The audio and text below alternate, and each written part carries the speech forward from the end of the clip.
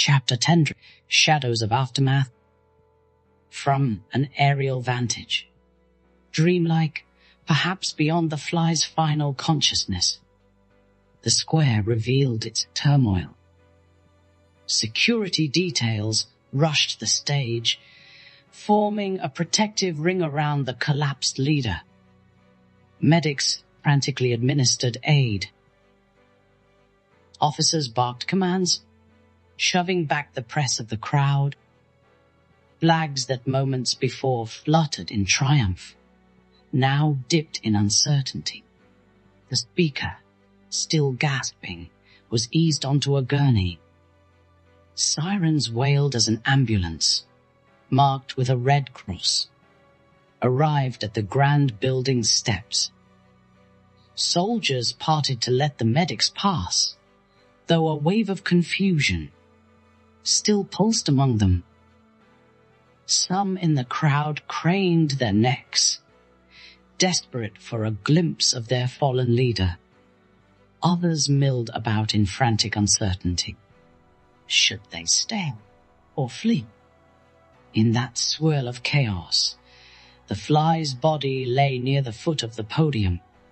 Its life ebbed away. Small, unnoticed by nearly all, yet the catalyst for the event's abrupt and violent end. A single day's existence had intersected with a historical moment, forcing a sudden, jarring turn. Within minutes, the speaker was loaded into the ambulance, flanked by a personal guard detail. The vehicle's engine roared, its siren cutting a path through the disoriented throng. Some onlookers chanted the leader's name. Others stood in stunned silence. Rumors spread like wildfire. Had it been an assassination attempt? Was the leader poisoned? No one could have guessed the real culprit was a mere fly, drawn by the bright lights and the force of a single inhalation. Gradually, the square emptied of civilians, many drifting off in subdued clusters. Some still clutched flags and banners, uncertain what to do with them. The grand stage, adorned with towering banners and columns, loomed forlorn against the night sky.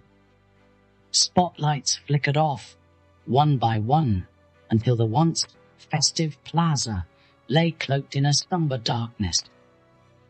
Under that cover of night, the significance of the day's events would be debated, contested, and perhaps spun into propaganda.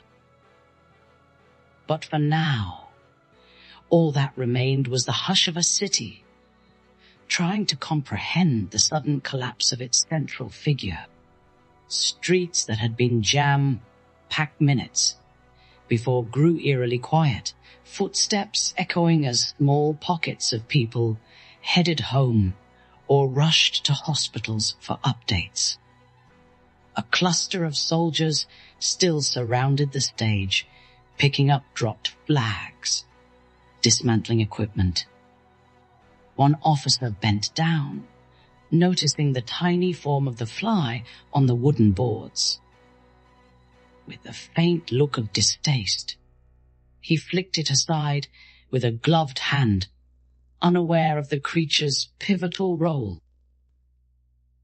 The fly's body landed unnoticed in a crack between the stones. Above, the heavy clouds that had lingered all day finally released a gentle drizzle. Raindrops patterned the city, washing away dust, soaking the flags, and damping the echoes of the night. Water trickled through the cracks in the plaza, pooling in low spots, carrying with it the remnants of confetti and debris. Somewhere in that dimness, time continued its measured march. The crowd's roar merged with the distant thunder of war machines that still lurked on the horizon. the city's fate, and perhaps the course of the conflict, had been nudged by the random flight of a creature with a single day to live. In a strange, paradoxical moment, the fly's brief existence became intertwined with the fate of a man who aimed to shape history. While the crowd might never know the cause, the speaker's sudden incapacitation might have sown seeds of doubt in his followers, a fracture in the image of unassailable power. Or perhaps the event would rally them further. History is never so linear. But for the fly, there was no afterlife to observe these ripples. Its one day had ended, leaving behind only the question, was it fate or mere chance? Did the fly's final collision carry destiny, or was it a random spark in the cosmic tapestry? Night deepened.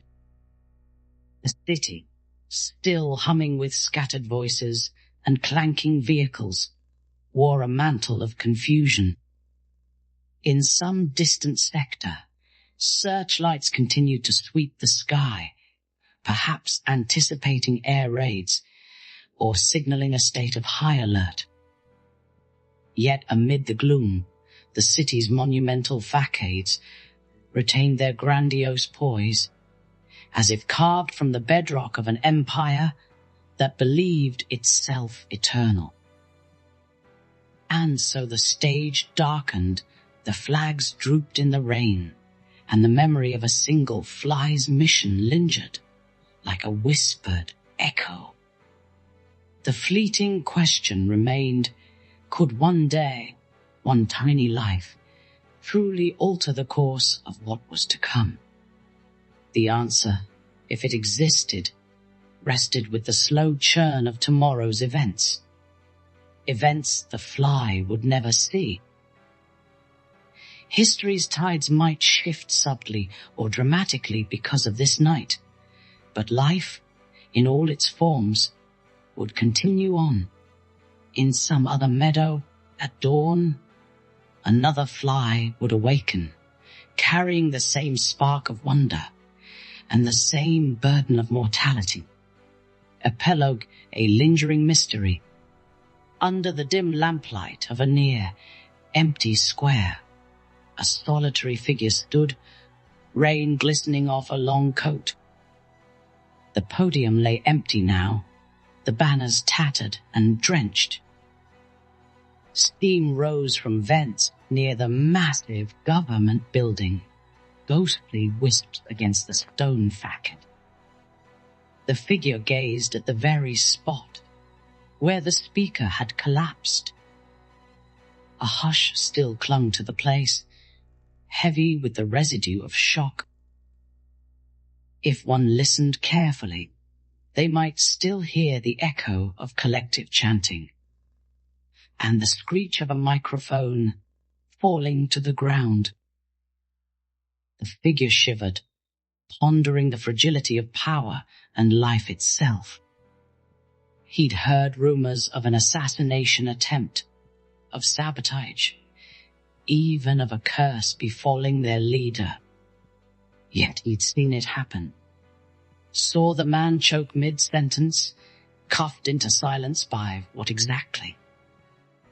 Some said the man had swallowed a bug, a trifling detail, easily lost amid the evening's chaos.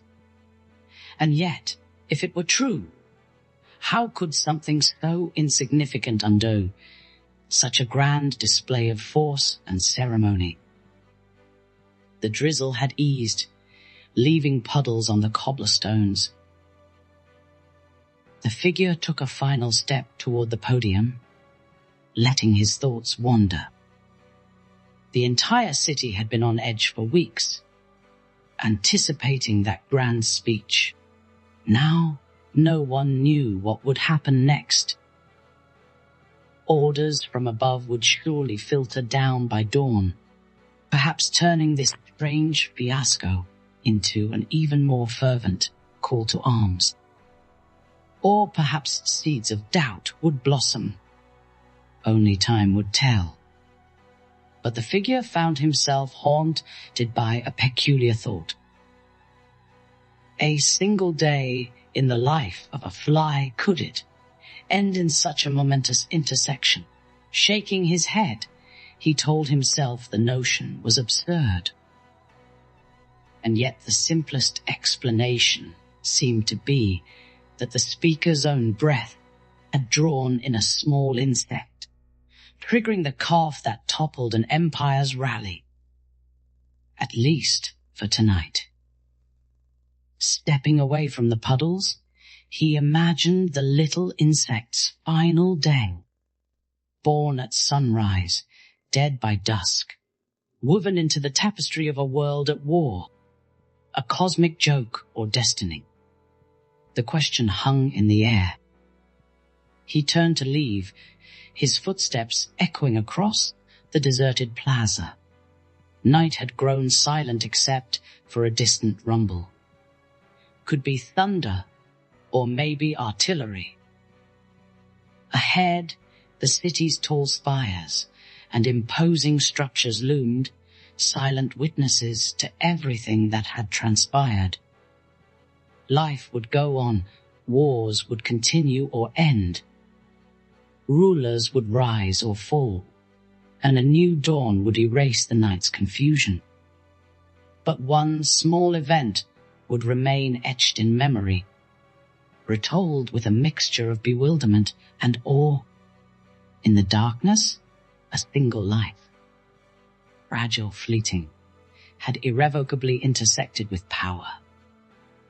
And whether random or destined, it served as a reminder that nothing is certain, and no one is truly invincible.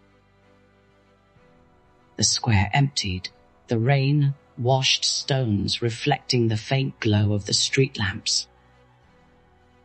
Somewhere in a distant meadow, a new fly might hatch by morning's light, blinking into a world filled with both wonder and horror. Perhaps, if it could know, it would sense the echo of one who came before, who in a single day tasted life's sweet fruit and soared on unsteady wings toward a moment that changed everything. End. Please do me a huge favor and like and subscribe. I would greatly appreciate it.